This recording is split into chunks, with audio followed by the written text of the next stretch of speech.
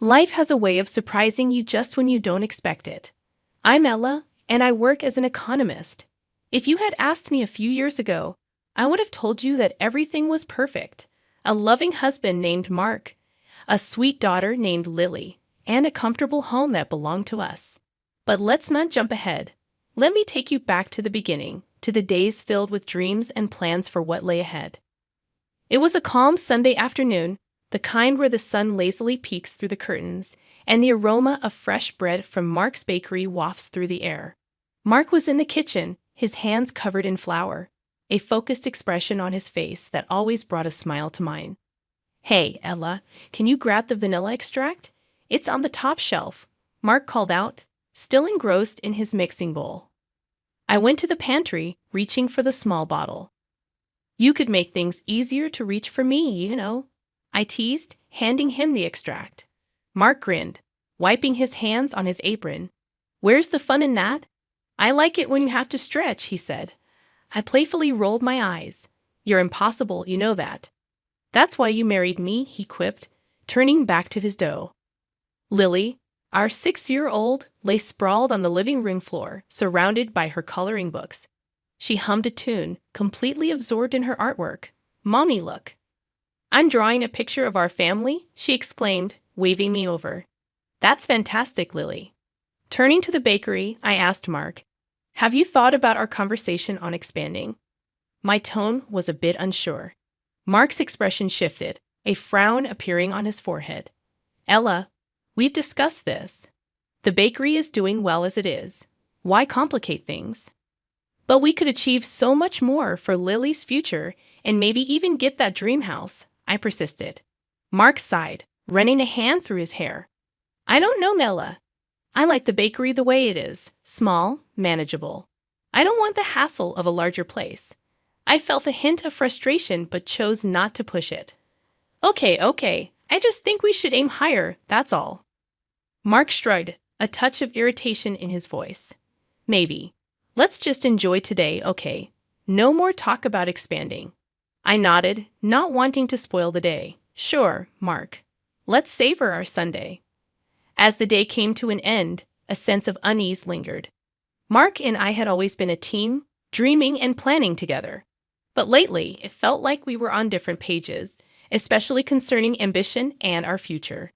As days passed and turned into weeks, the light-hearted banter between Mark and me lost its spark. The bakery, once a symbol of our shared dreams, became a stagnant reminder of what could have been. I was focused on climbing the corporate ladder, while Mark seemed content with the status quo. The first signs of trouble emerged. One evening, I returned home from a taxing day at work, my mind filled with numbers and projections. Mark lounged in the living room, scrolling through his phone. The bakery had closed early, and he hadn't bothered to pick up Lily from school. My mother had stepped in, as she often did these days. "Mark, you were supposed to pick up Lily today." "I had a meeting, and I couldn't make it," I said, trying to keep my voice steady. Mark didn't look up. "Oh, was that today? I forgot. Sorry." "Forgot, Mark. This is becoming a habit. You need to step up," I expressed, frustration seeping into my tone. Mark finally looked up, annoyance flashing in his eyes. I said, "I'm sorry, Ella." "What more do you want? I'm not the only parent here that's strong." Taking a deep breath, I tried to control my temper. "It's not just about picking up Lily, Mark. It's about us, about our future. Don't you think we should be doing more for her, for us?" Mark shrugged, an indifferent expression on his face. "We're doing fine, Ella. Why are you always pushing for more? Can't you just be happy with what we have?" Sitting down, I felt a mix of anger and sadness. "I am happy, Mark, but I also want more for our daughter, for our family. Is that so wrong?" Mark abruptly stood up, the chair scraping against the floor. "You know what, Ella? I'm tired of this. Every day, the same lecture about wanting more. I'm going to my mom's." With that, he grabbed his keys and left, leaving me alone with my thoughts and a growing sense of dread. This wasn't the first time he had sought refuge with his mother, Susan, during our disagreements. It was becoming his default response, and I was left questioning my place in this marriage. The next day, Susan called, and her tone was far from friendly. Ella, what's this I hear about you and Mark fighting again? You're pushing him too hard. He's happy with his bakery. Why can't you be? Susan's voice was sharp and accusatory. I clenched the phone tighter, trying to remain calm. Susan, I'm just thinking about our future, about Lily's future. Mark and I need to be on the same page. Well, maybe your page is the problem, Ella. You're always wanting more. Mark is a simple man, and you knew that when you married him, Susan retorted. I felt a surge of anger. Simple doesn't mean stagnant, Susan. I'm trying to build a better future for all of us. Susan scoffed. You're just being ungrateful and greedy. Mark is doing his best. The conversation ended shortly after with no resolution in sight. I hung up, feeling more alone than ever. Trouble slammed into us like a freight train, hitting with full force. Mark's Bakery, once the heart of our small community, started losing its charm and customers. Bills piled up, and the once cozy bakery felt more like a sinking ship. I was putting in extra hours at work, trying to keep us afloat, but it felt like bailing water out of a boat with a hole in it. One evening, I found Mark slumped at the kitchen table, a stack of bills in front of him, his face reflecting defeat. Mark, what's going on? I asked, a sinking feeling in my stomach. He looked up, his eyes tired and red. The bakery, Ella. I can't keep it running anymore. We're bleeding money. My heart sank. What are we going to do? We have Lily to think about. Mark ran his hands through his hair, a gesture of frustration I become all too familiar with. I don't know, Ella. I really don't. I never thought it would come to this. I sat down beside him, trying to process the news. Maybe it's time to consider other options. You could look for a job, at least until we figure things out. Mark's expression hardened. A job? Work for someone else? I'm a business owner, Ella, not some office drone. I tried to keep my voice calm. Mark, this isn't about pride. It's about our family, about making ends meet. He stood up abruptly, his chair scraping loudly against the floor, and stormed out of the room, leaving me with a pile of unpaid bills and a head full of worries. The next day, I decided to talk to Susan, hoping she might be able to get through to Mark. I dialed her number, my hands shaking slightly. Susan, it's about the bakery. Mark's really struggling, and I think he needs to consider looking for a job, I said, trying to sound diplomatic. A job? My son is not going to work for someone else. He's a business owner, Ella. He's better than that. Susan snapped. I clenched my jaw, trying to keep my frustration in check. Susan, the bakery is closing. We have bills to pay, a daughter to raise. This isn't about being better than anything. It's about survival, Susan scoffed. Survival? You always exaggerate, Ella. Mark will figure it out. He doesn't need to stoop to being an employee. The conversation went nowhere, and I hung up feeling more helpless than ever. Mark's refusal to face reality, combined with Susan's delusional support, was a recipe for disaster. That night, Mark and I sat in silence, the tension thick enough to cut with a knife. I wanted to scream, to shout, to shake some sense into him, but I knew it would be pointless. The closure of the bakery brought more than just financial strain. It tore at the very fabric of our family life. Mark, once a bustling business owner, now spent his days idly lounging around the house. I'd come home exhausted from work, only to find dishes piled in the sink, laundry undone, and Lily left to her own devices. One evening, I arrived home later than usual, my head throbbing from a day filled with meetings. The house was in disarray, and the sight of Mark on the couch, beer in hand, watching TV, was the last straw. Mark, what the heck? Look at this place. Can't you at least tidy up a bit? I snapped, my patience wearing thin. Mark looked up, unfazed. Oh, come on, Ella. I'm not your maid, and I had a rough day. I was flabbergasted. Rough day doing what, Mark? You've been sitting here all day, he shrugged, taking another swig of his beer. I'm dealing with stuff, okay? It's not easy losing your business. I threw my bag down, frustration boiling over. And you think it's easy for me, working all day to keep us afloat while you do nothing. Mark stood up, his face a mask of anger. I'm not doing nothing, Ella. I'm trying to figure things out. Figure what out, Mark? How to avoid responsibility. We have a daughter, for God's sake, I retorted, my voice rising. He shot back. Don't you think I know that? I don't need you nagging me every day. The argument escalated with harsh words and accusations flying back and forth. Lily, hearing the commotion, came into the room, her eyes wide and scared. Mommy, Daddy, please stop yelling, she pleaded, her voice small and shaky. We both fell silent, the anger dissipating as we looked at our daughter. Mark muttered something under his breath and walked out, leaving me to comfort a crying Lily. The days that followed were a blur of silent meals, curt exchanges, and an ever-widening gulf between us. I was struggling to keep it together, juggling work, household chores, and caring for Lily, while Mark seemed to retreat further into his shell. The tension in our house had become a constant, like some unwelcome guest who had overstayed their welcome. But nothing prepared me for what came next. It began with small amounts of cash disappearing from my purse. Initially, I thought it was my own forgetfulness, but then the sums grew larger. One evening, after realizing another missing $50, I confronted Mark. He was in the living room as usual, eyes fixed on the TV.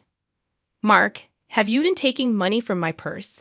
I asked, attempting to keep my voice steady. He didn't look at me. What? No, why would I do that? I felt a surge of anger. Because it's missing, Mark, and I know I didn't spend it. Mark finally turned to face me, his expression defensive. Look, I needed some cash, okay? It's not a big deal. I was incredulous. Not a big deal? It's stealing, Mark, from your own wife. He stood up, his voice rising. I don't need a lecture, Ella. I took a bit of cash for beer. It's not like I'm blowing it on something stupid. I couldn't believe what I was hearing. Beer? You're stealing money for beer while I'm working day and night to keep the family together. Mark's face hardened. Yeah, beer. It's not like I have much else to enjoy these days. I felt a mix of anger and sadness. That's your excuse? I'm out there busting my back, and you're here drinking away our money. Mark scoffed. Oh, please, you're always so dramatic. It's just a few bucks. I took a deep breath, trying to calm down. This isn't just about the money, Mark. It's about trust. How can I trust you if you're stealing from me? Mark didn't answer, just turned back to the TV, effectively ending the conversation. The next day, I made a decision. I called Susan to talk about the situation. It's about Mark. He's been taking money from my purse for beer, I said, attempting to keep my emotions in check. Susan laughed, a harsh, grating sound. Oh, Ella, you're making a mountain out of a molehill. He's just having a tough time right now. I couldn't believe her response. Susan, he's stealing from me. How can you just brush that off? Susan's tone was dismissive. He's your husband, Ella. What's yours is his. Besides, it's just a bit of cash. I felt a flash of anger. Just a bit of cash. That's not the point, Susan. He's not contributing anything, and now he's taking what little we have left. Susan was unyielding. Well, I don't see the problem. He needs to unwind. You're being too hard on him. I hung up, realizing that talking to Susan was pointless. She was never going to see things from my perspective. One morning, I woke up to find Mark's side of the bed empty. That wasn't unusual these days, but as hours turned into a full day without a word from him, worry started to set in. I called his phone repeatedly, but it went straight to voicemail. Finally, after a week of silence, I heard the front door open. Mark walked in, looking different. There was an unfamiliar air of confidence about him. He wasn't alone. His mother, Susan, strutted in behind him with a smug look on her face. Mark, where the heck have you been? I've been worried sick, I exclaimed, a mix of relief and anger washing over me. Mark looked at me, a smirk on his lips. Oh, Ella, always so dramatic. I have news. I was confused. News? What news? He pulled out a lottery ticket, waving it in front of me. This, my dear Ella, is our ticket out. I won, Ella. I won $10 million. My heart skipped a beat. What? How? Susan chimed in, her voice dripping with condescension. He bought a lottery ticket with your credit card. Looks like it was a smart investment after all. I was stunned. My credit card. You used my credit card without asking? Mark's smirk grew wider. Well, I needed something to cheer me up after all the nagging, and look, it paid off. The reality of the situation hit me like a ton of bricks. He had taken my card, bought a lottery ticket, and won. It was almost too much to take in. But, Mark, that's our money then. We won, I said, still trying to process the news. Mark's expression turned cold. No, Ella, I won, and with this money, I'm starting a new life without you. I felt as if the floor had been pulled from under me. What are you saying? He was blunt, his words cutting deep. I'm saying I'm leaving you, Ella. I'm tired of this life, tired of you.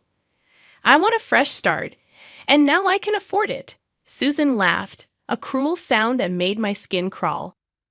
Oh, Ella, you really thought you were so smart, didn't you? But you see, you've underestimated my son. He's a winner, and you're just left with nothing. Mark grabbed a suitcase he had apparently packed earlier. I'm moving in with Mom. You can keep the house and whatever else. I don't need it anymore. Reeling from Mark's departure and his shocking betrayal, I knew I had to act fast. The first thing I did was call a lawyer, Mr. Jacobs, a no-nonsense man with a reputation for being tough and fair. Mr. Jacobs, my husband won the lottery with a ticket he bought using my credit card. And now he's leaving me and taking everything, I explained, my voice shaking with emotion. Mr. Jacobs listened intently, his voice calm and steady. All right, Ella, let's meet tomorrow. We'll go over everything, and I'll see what we can do. The next day, I sat in Mr. Jacobs' office, poring over bank statements and the credit card transactions that showed the purchase of a lottery ticket. Based on this, we have a strong case, Mr. Jacobs said, his eyes scanning the documents. The ticket was bought with your money, which means you have a claim to the winnings. I felt a glimmer of hope. So what's our next step? We file for a court injunction to freeze the lottery winnings until this is sorted out legally. Then we prepare for a court battle, he replied, his tone determined. The court day arrived faster than I had anticipated.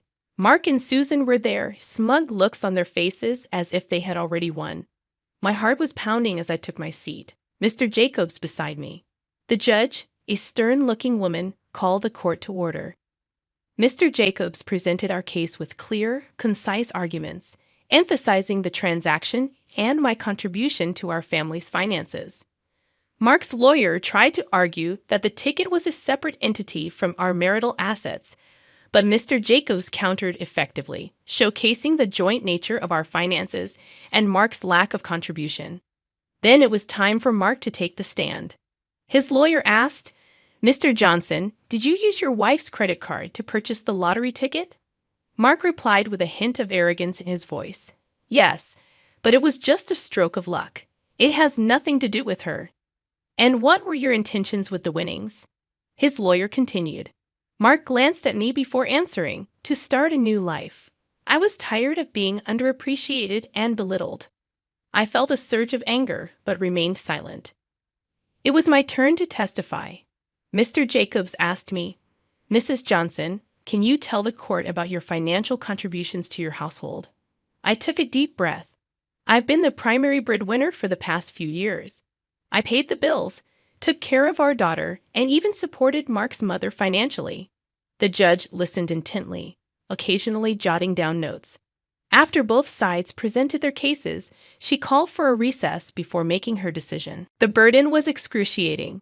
When summoned back in, the judge scrutinized both of us before announcing her decision. Considering the evidence and the circumstances, I rule that the lottery winnings are a joint marital asset. Therefore, I award 3/4 of the winnings to Mrs. Johnson and 1/4 to Mr. Johnson. Mark's face displayed shock, and Susan's smugness vanished. I released a breath I hadn't realized I'd been holding. It was more than a legal triumph. It was justice. Life post-courtroom drama felt like stepping onto a new path, one brimming with possibilities and fresh challenges. My focus was on Lily, and with the hard-fought winnings, we secured a stable future. Meanwhile, rumors circulated that Mark and Susan had squandered their share on frivolous pursuits and were now left with nothing. One day, while running errands, I crossed paths with Mark. He was a mere shadow of his former self, unkempt, disheveled clothes, and an aura of defeat surrounding him. "Ella, look at what you've done to me. I'm broken dead, and they're taking the house," he blurted out, his voice tinged with desperation. I looked at him, feeling no sympathy. "Mark, you did this to yourself. You and your mother couldn't handle the money, and now you're paying the price." He scowled, bitterness seeping through his words. "So you're just going to gloat, see me suffer?" I shook my head, my resolve unwavering. "I'm not gloating, Mark. I'm just living my life. You made your choices, and I made mine." He attempted to interject, but I cut him off. "You know, Mark, you and your mother never forgave me for claiming what was rightfully mine. You spend your share without a thought for the future. That's on you." Mark's face contorted with anger, but there was a hint of regret in his eyes. "You could have shared more. You could have." I interrupted him. "I could have what, Mark? Rescued you after you betrayed me? After you and your mother ridiculed me? No, I've moved on." He stood there defeated as I walked away. In that moment, I realized how far I had come. I had faced betrayal and heartache, but I hadn't let it break me. Instead, I built a better life for Lily and me, a life founded on hard work and prudent choices.